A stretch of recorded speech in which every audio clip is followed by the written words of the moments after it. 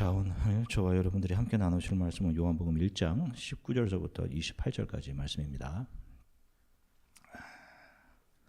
요한복음 1장 19절서부터 28절 하나님 말씀 같이 한 목소리로 읽으시겠습니다.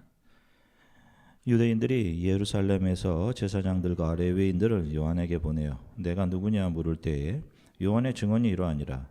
요한이 드러내어 말하고 숨기지 아니하니 드러내어 하는 말이 나는 그리스도가 아니라 한데 또 묻되 그러면 누구냐 내가 엘리야냐 이르되 나는 아니라 또 묻되 내가 그 선지자냐 대답하되 아니라 또 말하되 누구냐 우리를 보낸 이들에게 대답하게 하라. 너는 네게 대하여 무엇이라 하느냐 이르되 나는 선지자 이사야의 말과 같이 주의 길을 곧게 하라고 광야에서 외치는 자의 소리로라 하니라. 그들은 바리새인들이 보낸 자라. 또 물어 이르되 내가 만일 그리스도도 아니요 엘리야도 아니요 그 선지자도 아닐진데 어찌하여 세례를 베푸느냐? 요한이 대답하되 나는 물로 세례를 베풀거니와 너희 가운데 너희가 알지 못하는 한 사람이 섰으니 곧 내 뒤에 오시는 그이라. 나는 그의 신발끈 풀기도 감당하지 못하겠노라 하더라. 이 일은 요한이 세례를 베풀던 곳 요단강 건너편 베다니에서 일어난 일이니라. 아멘. 할렐루야. 자, 여러분 한 주간 동안 평안들 하셨습니까? 예. 자, 사람은 누구나 다른 사람과는 조금 다른 자기만의 특성을 가지고 있죠. 그래서 그 특징이 그 사람을 정의해 주기도 합니다. 저 사람은 아주 꼼꼼한 사람이니, 저 사람은 아주 고집불통이니, 자기만 아는 사람이니, 저 사람은 늘 잘 웃고 상냥한 사람이니, 늘 먼저 인사하는 예의 있는 사람이니 라는 듯. 자, 여러분들은 자기 자신에 대해서 어떤 사람이라고 정의를 내리실 수 있으십니까? 여러분 어떤 사람이신가요? 여러분들? 의외로 사람들은 자기 자신에 대해서 잘 모르죠. 잘 모릅니다. 자기 주위에 있는 사람들에 대해서는 저 사람은 어떤 사람이다 이런 정의를 잘 내리는 반면에 정작 자기 자신에 대해서는 잘 몰라요. 그래서 가족이나 친구들이 당신은 아주 고집이 세, 알아? 이렇게 말하면 화들짝 놀라면서 내가 무슨 고집이 세? 나 같은 온순한 사람이 어디 있어? 이렇게 얘기합니다. 아니 주위 사람들은 다 그렇게 얘기하는데 자기 자신만 아니라 그래요. 그런데 생각해 보면 사람은 자기 생김새조차 잘 모릅니다. 겉모습도 모르는데 속은 어떻게 잘 알겠어? 자기 생김도 모르죠. 핸드폰 사진 찍어서 보여주면 사진 잘못 찍었다고 화내시는 분들도 있어요. 근데 사진이 뭐 거짓말할 리는 없고 그게 자기 얼굴이 맞습니다. 그런데 이게 이해할 만한 것이 사람이 하루에 자기 얼굴을 몇 번을 보겠습니까? 다른 사람들은 더 많이 보죠. 가족들 더 많이 보지 않습니까? 집에서. 그리고 다른 사람들 가족들에 대해서는 더 잘 알고 더 많이 분석한단 말입니다. 그런데 정작 자신에 대해서는 분석할 시간을 갖지 않죠. 여러분 정말 진지하게 나는 어떠한 사람인지 여러분 그렇게 진지하게 생각해 보시는 분들 계십니까?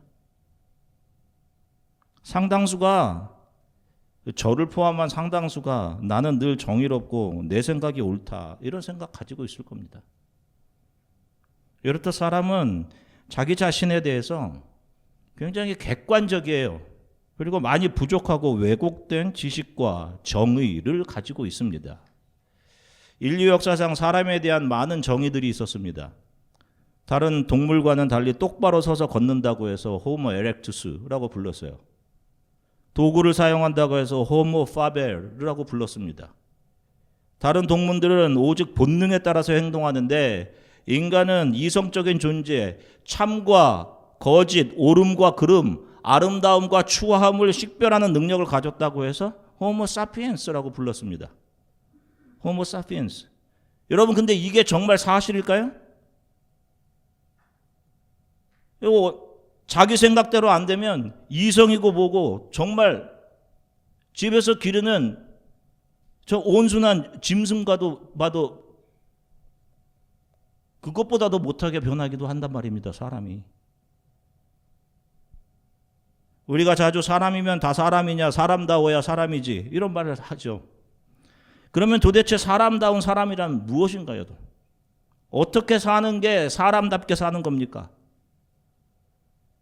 여러분들 아마 각자 사람다운 사람이란 이런 걸 왜야? 라고 하는 그런 정의들을 가지고 계실 겁니다. 그러면 그 정의가 자기 자신한테는 잘 적용되고 있습니까? 이렇게 사람을 적용하는 학문이 인간학, 인류학, anthropology라고 합니다. 인간이 어떤 존재인지 공부하는 거예요. 인간답게 사는 방법들이 어떤 것이 있는지를 제시해주는 학문이에요. 이거 아주 중요한 거 아닙니까? 그런데 아이러니하게도 미국에서 가장 인기 없는 학과입니다. 가장 인기 없어. 뭐 인문계열, 리버럴 아트라서 그렇습니다 라고 하시는 분들이 있으실 텐데, 같은 인문계열인 경제학이나 경영학, 비즈니스 어드미니스트레이션, 경영학 같은 경우는 1입니다. 컴퓨터 사이언스보다 높아요. 또 인기 있는 경제학은 무엇을 공부합니까? 여러 선택의 가능성들 중에서 어떻게 효율적이고 가장 좋은 것을 선택해서 돈을 많이 벌 수 있는가? 배우는 학문이란 말입니다. 돈을 효과적으로 많이 버는 거. 그래서 인기가 높은 거예요, 여러분. 이성이고 뭐고 상관없이 돈이 이성 위에 있다는 증거란 말입니다. 그렇게 이성을 중요하게 여긴 말은 하면서 실은 인간 자체에는 관심이 없는 거죠. 자기 자신에 대해 알기보다 무엇을 가지느냐, 무엇이 되느냐가 더 중요한 겁니다. 자존심을 생명보다 더 중요하게 생각하는 사람들이 많은데, 여러분 아마 그런 경험했을 겁니다. 자존심이 뭐 앞에 비굴해지죠? 돈 앞에 비굴해진단 말입니다. 돈 앞에 슬그머니 자존심이 내려놓아진단 말이에요. 그런데 정말 사람에게 중요한 것은 자기 자신에 대해 아는 겁니다. 내가 어떤 존재인지, 그리고 내가 어떻게 살아야 하는가를 분명하게 아는 거. 이게 중요하다니까요. 저와 여러분들에게 가장 중요한, 저와 여러분들에 대한 정의, 제 첫 번째 정의는 뭐예요? 크리스천입니다. 우리는 크리스천. 이 세상에서 건져내어진 사람들, 예수 그리스도와 멍에를 맨 사람들. 자, 오늘 본문 1장 19절, 요한복음 1장 19절 같이 읽겠습니다. 유대인들이 예루살렘에서 제사장들과 레위인들을 요한에게 보내어 내가 누구냐 물을 때 요한의 증언이 이러하니라. 자, 오늘 본문을 보면 사람들에게 세례를 주면서 메시아, 그리스도를 증거하던 요한에게 바리새인들이 제사장과 레위인들을 보내어서 요한에게 질문을 합니다. 너는 누구냐? 라는 거예요. 자, 요한이 그들의 질문에 하나씩 대답을 합니다. 자, 저와 여러분들의 삶이 요한과 같이 낙타 털옷을 입고 메뚜기와 꿀을 먹으며 살아가는 그런 모습은 아닐지라도 적어도 오늘 우리들은 요한이 자기 자신의 삶을 분명하게 정의하고 있었던 것처럼 살아갔던 역사의 시간적인 배경은 다르지만 지금 이 시대에서 광야 같은 세상을 크리스천으로 살아가는 저와 여러분들에게 우리들의 삶은 어떠한 삶이어야 하며 우리들의 삶은 어떻게 정의할 수 있는지를 우리는 배울 수 있어야 합니다. 제사장과 레위인들이 요한에게 내가 그리스도냐? 라고 물어요. 요한의 대답은 당연히 아니다 였습니다. 자, 그런데 두 번째 질문이 그럼 너가 엘리야냐? 였습니다. 자, 말라기 4장 5절 말씀 쉬운 성경으로 같이 읽겠습니다.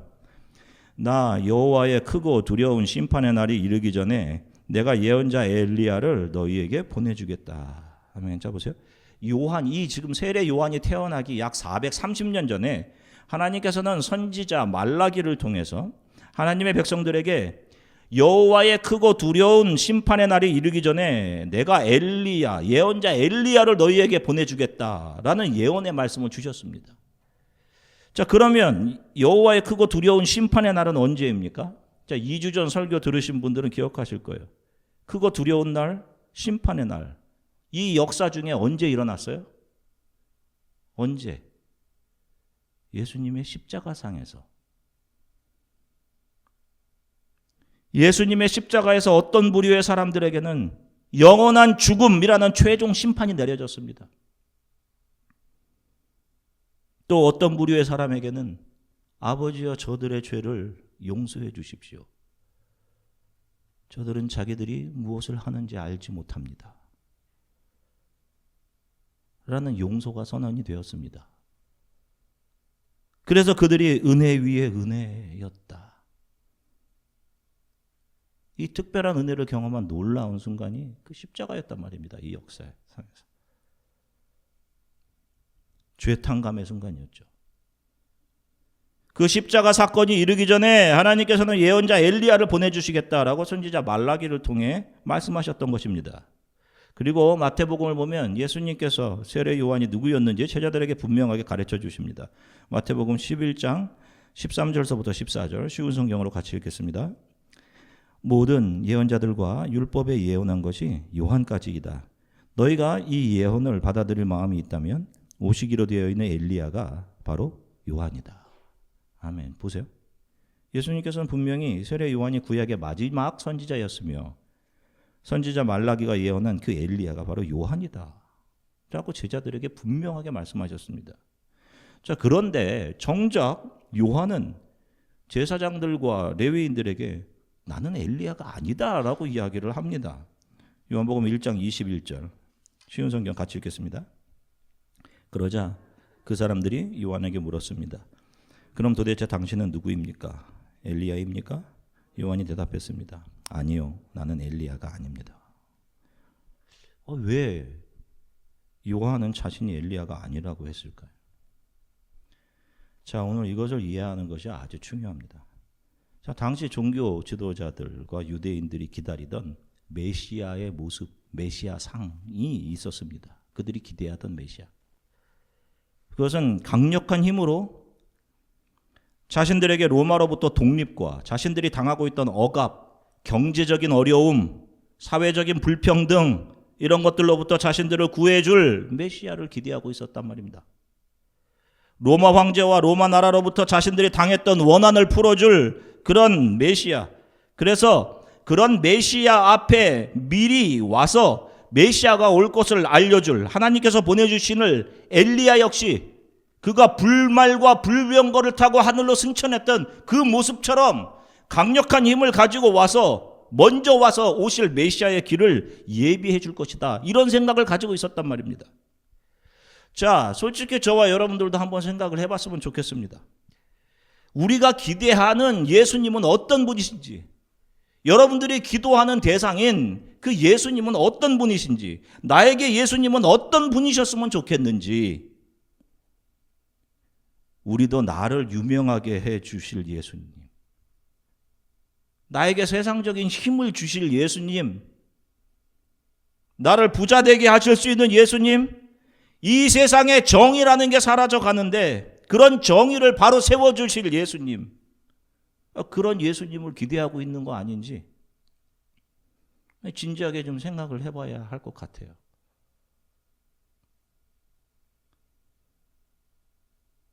우리가 바라야 할 예수님은 나의 세상을 향한 욕심과 욕망의 가지들을 잘라내실 분이어야 하는 겁니다. 이 세상이 전부라고 믿으며 살아가던 우리들에게 영원한 하나님 나라에 대한 소망과 믿음을 확실하게 해주실 분. 우리가 바라야 할 예수님은 내가 정의도 선도 아니면서 내가 정의인 척, 내가 선인 척 교활했던 그 우리들의 이기적이고 못된 자아를 십자가에 못 박아 주시는 그 예수님을 기대해야 하는 거예요. 내 자존심, 그거 공격당하면 분노 폭발하죠. 왜 나한테 이러는 거야? 그런 나의 자아를 죽여주시는 분. 그러니까 세례 요한은 성경이 말씀하고 있는 엘리야는 너희들 제사장과 레위인들을 포함한 유대인들이 생각하는 것처럼 세상에 정의를 가져다 줄, 너희들이 원하는 거 가져다 줄, 로마의 억압에서 너희를 자유케 해줄 그들에게 번영을 가져다 줄 그런 엘리야와는 다르다라는 것을 말하고 싶었던 겁니다. 그래서 아니다라고 하고 있는 거예요. 자, 여러분 혹시 이 말씀 기억나시나요? 마태복음 11장 11절 말씀 같이 읽겠습니다. 내가 진실로 너희에게 말하노니 여자가 낳은 자 중에 세례 요한보다 큰 이가 일어남이 없도다. 그러나 천국에서는 극히 작은 자라도 그보다 크니라. 아멘. 자, 보세요. 예수님께서는 요한이 성경에 예언하고 있던 엘리야라고 분명히 말씀하셨습니다. 그러면서 천국에서는 지극히 작은 사람이라도 요한보다 크다라는 말씀을 하십니다. 여러분 이 말씀을 좀 이해를 하십니까? 무엇을 말씀하시는 건지? 예수님 앞에 와서 예수님의 오심을 증거했던 위대한 엘리야의 역할, 그 사역을 한 요한이 천국의 다른 사람보다 작다는 건 도대체 무슨 말인가요? 자, 이 말씀은 요한은 예수 그리스도의 십자가의 은혜 위에 은혜에 의해 태어난 하나님의 자녀들이 있죠. 십자가 이후에. 그 십자가의 은혜에 의해 태어난 하나님의 자녀 작은 예수가 아니었기 때문입니다. 그래서 하나님 나라의 관점으로 보면 이 특별한 은혜를 입은 경험한 하나님의 자녀들이 요한보다 큰 겁니다. 그러니까 이해하셔야 될 건 요한이 어떤 지위가 높고 낮음, 천국에서 지위가 이걸 이야기하는 것이 아니라 십자가에서 보여주신 특별한 은혜의 위대함, 그 특별한 은혜의 큼에 대해서 말씀하고 있는 겁니다. 그리고 여자가 낳은 중 요한보다 큰 자가 없다 이런 말씀하시죠. 자, 여자라는 것은 성경에서 여자라는 것은 어떤 의미를 가지고 있어요? 남편 대신 하나님 옆에서 하나님의 은혜 없이는 살아갈 수 없는 피조물들을 상징하고 있는 말이라고 말씀을 드렸습니다. 그게 여자예요. 교회 성도들이죠. 예수께서 오셔서 십자가를 지심으로 이제 특별한 은혜의 언약이 맺어지죠. 더 이상 율법 지킴을 통해서가 아니라 열심이나 행함에 의해서가 아니라 그냥 저항할 수 없는 은혜로 그 특별한 은혜를 은혜로 받아들이는 사람들에게 적용되는 그런 약속입니다. 이 은혜가 주어지기 전 이스라엘에게 적용되었던 율법에 의해 태어난 사람들 중에 가장 큰 사람이 요한이었습니다. 왜? 그는 예수님을 눈으로 보고 경험했던 사람이기 때문에.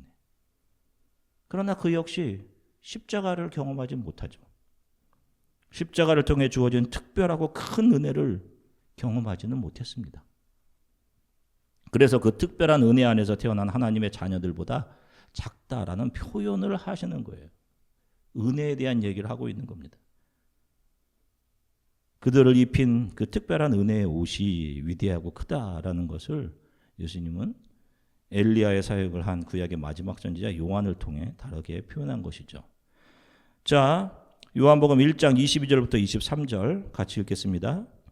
그러자 그들이 요한에게 말했습니다. 그렇다면 당신은 누구십니까? 우리는 우리를 보낸 사람들에게 보고해야 합니다. 대답해 주십시오. 당신은 자신을 무엇이라고 생각하십니까? 요한은 그 사람들에게 이사야 선지자의 말씀을 인용하여 대답했습니다. 나는 광야에서 주님을 위하여 길을 곧게 만들어라 하고 외치는 사람의 소리입니다. 아멘. 자, 이제 오늘 본문의 주제 부분입니다. 요한은 자신이 어떠한 사람인지 자신에 대한 정의를 분명하게 가지고 있었고 자신은 어떻게 살아가야 하는 사람인지를 분명하게 대답하고 있습니다. 그는 자기 자신에 대해 나는 오실 주님을 위해 그분을 증거하는 그분이 오실 길을 만드는 광야 이 세상에서 외치는 사람의 소리입니다. 그분을 증거하는 소리입니다. 라고 말하고 있어요. 우리가 말하는 소리는 보이지 않지만 존재합니다. 소리는 그 존재 자체의 의미가 있는 것이 아니라 다른 어떤 중요한 의미를 전달하는 존재로서의 가치를 가집니다. 소리를 통해 소통이 가능하고 소리를 통해 지식이 전달되고 정보가 전달됩니다.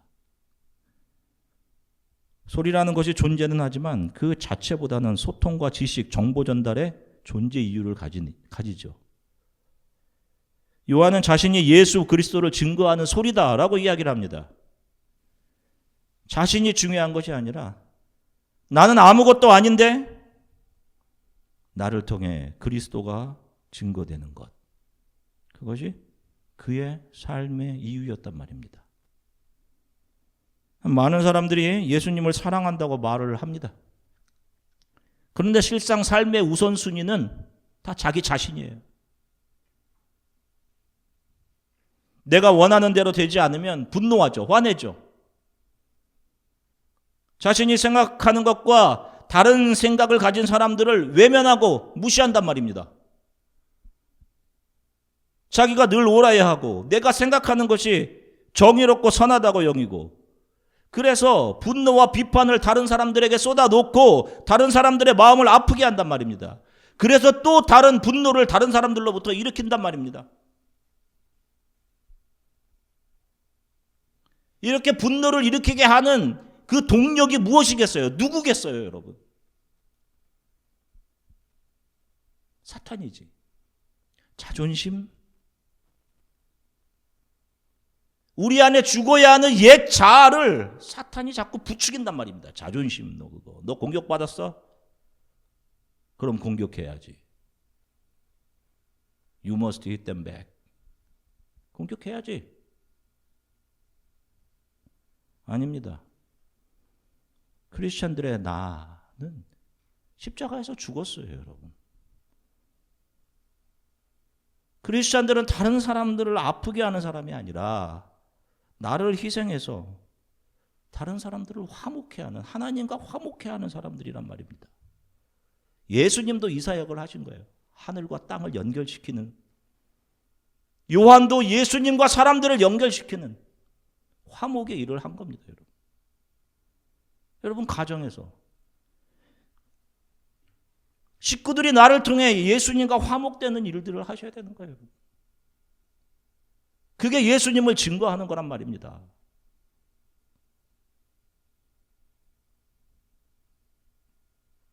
요한복음 1장 6절부터 8절 같이 읽겠습니다. 하나님께로부터 보내심을 받은 사람이 있으니 그의 이름은 요한이라. 그가 증언하러 왔으니 곧 빛에 대하여 증언하고 모든 사람이 자기로 말미암아 믿게 하려 함이라. 그는 이 빛이 아니요 이 빛에 대하여 증언하러 온 자라. 아멘. 보세요. 사람들은 자신이 빛이라고 생각을 해요. 그렇기 때문에 자기가 늘 옳고 자기 생각이 맞다 이렇게 주장하는 겁니다. 정말 여러분들 자기 자신이 신뢰할 만한 존재가 맞습니까? 여러분들 신뢰할 만하세요? 그렇다고 하신다면 여러분들 빛이십니다, 여러분들. 요한은 자신이 빛이 아니라고 합니다. 나는 빛에 대하여 증언하러 온 사람. 자신은 정의도 아니고 선하지도 않으며 주 예수 없이는 아무것도 아닙니다. 요한이 이렇게 고백하듯 성도는 자존심 붙잡고 자신만을 위해 사는 사람들 아니에요. 성도는 나는 아무것도 아닙니다라고 자신을 부인하고 자신을 우선순위에서 뒤로 돌려놓고 자신의 삶을 통해 예수 그리스도가 증거되며 그분이 나에게 보여주신 사랑과 용서가 어떤 것인지를 증거하는 그런 삶을 살아가는 사람들이 크리스찬인 겁니다. 예수께서 보여주신 삶이 이런 삶이고, 그런데 예수를 사랑한다라고 말을 하는 사람들이 자신의 우월함, 자신의 자존심 붙들고 살아가면 어떻게 한단 말입니까? 이건 결국 자신을 비추어내는 것밖에 되지 않는 거잖아요.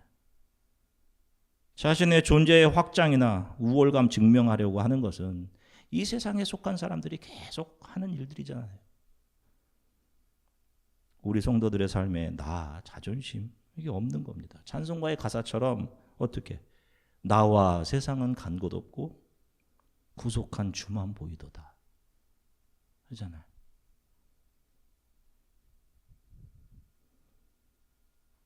누가 나의 자존심을 공격해도 나는 아무것도 아니기에 괜찮습니다. 평안을 유지할 수 있는 거예요. 이 땅에는 두 종류의 사람들이 공존합니다, 여러분. 어둠에 속한 사람들이에요. 이 세상에 속한 사람들. 그리고 그 어둠에서 빛으로 불러내어진 사람들입니다. 여러분들은 빛으로 불러내어진 사람들이 맞으세요?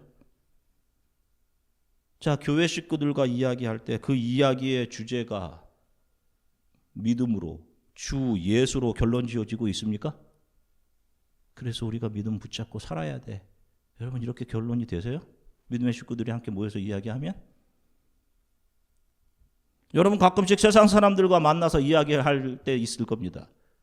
여기 오신 분들 아마 여기 잘 정착하려면 뭐 좋은 정보들도 있어야 될 거 아니야?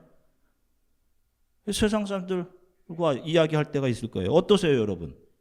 그들과 이야기하면 그들과 가치가 달라서 무슨 이야기하고 있는지 잘 모를 때가 있으십니까? 여러분 그게 맞는 거예요, 여러분.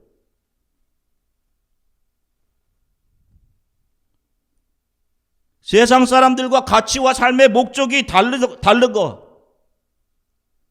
그래서 이게 무슨 말을 하는 거야? 그게 맞는 겁니다. 정상입니다. 여러분. 바라보는 것, 이 세상을 살아가는 삶의 목적, 사명이 다르기 때문에 그런 거예요. 여러분. 그쪽으로 귀가 잠깐 움직일 수 있어. 그렇지만 하나님, 나의 마음을 통치해 주세요. 주의 나라가 임하게 주세요. 지금. 오늘 설교를 들으시는 분들 중에 온라인, 오프라인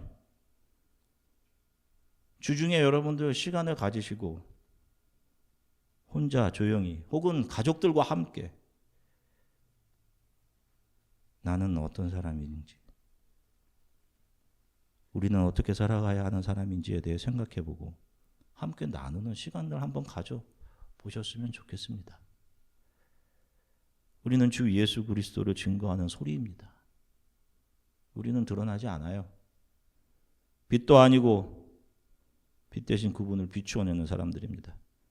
내가 원하는 대로 되지 않았다고 속상할 수 있지만 그 분노를 표출해서 누군가를 아프게 하시면 안 됩니다. 누가 나에게 뭐라고 했다고 화내고 자존심을 세울 필요 없어요, 여러분. 다 내가 주어진 인생의 주인공이고 내가 빛이라고 생각하며 살기에 일어나는 일들이란 말입니다. 이런 것이.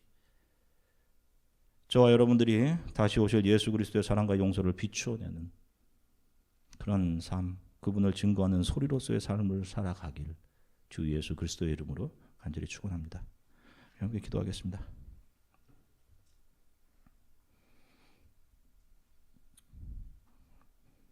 말씀을 기억하면서 기도했으면 좋겠습니다. 주님을 사랑한다고 그렇게 말은 했는데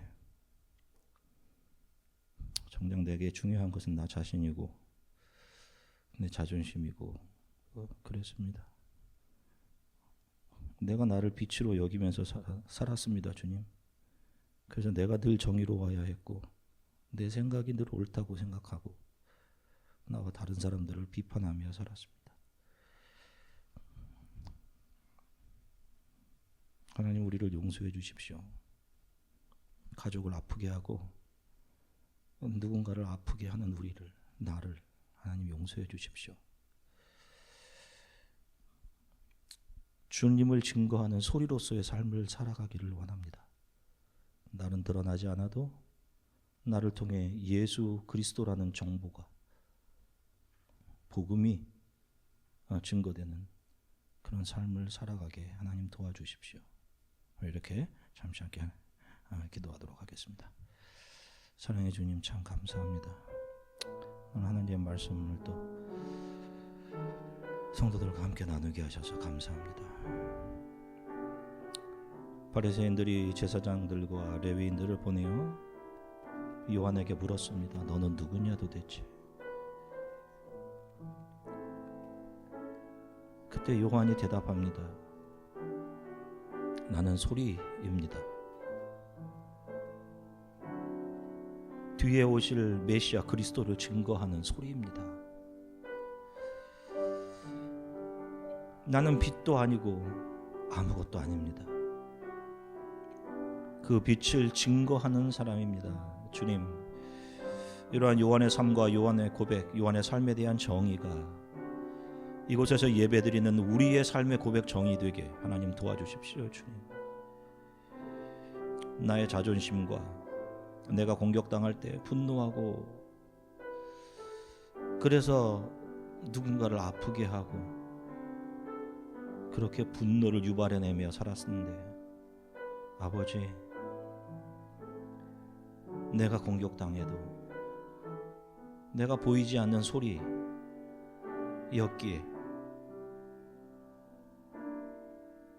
나를 통해 분노가 아닌 예수 그리스도의 사랑과 용서만 증거되게 해주시기 원합니다. 우리 교회에 속한 성도들의 삶을 통해 누군가가 예수 그리스도의 용서와 사랑을 경험하고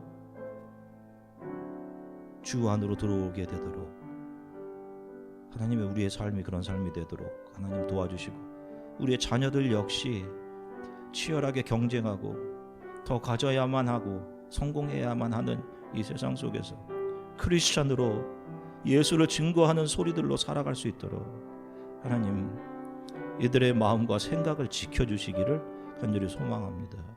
감사합니다. 주님, 오늘 함께하지 못한 성도들 어느 곳에 있든지 하나님께서 지켜주시고 말씀을 들려주시기 원합니다. 감사드리며 예수 그리스도 이름으로 기도드립니다. 아멘.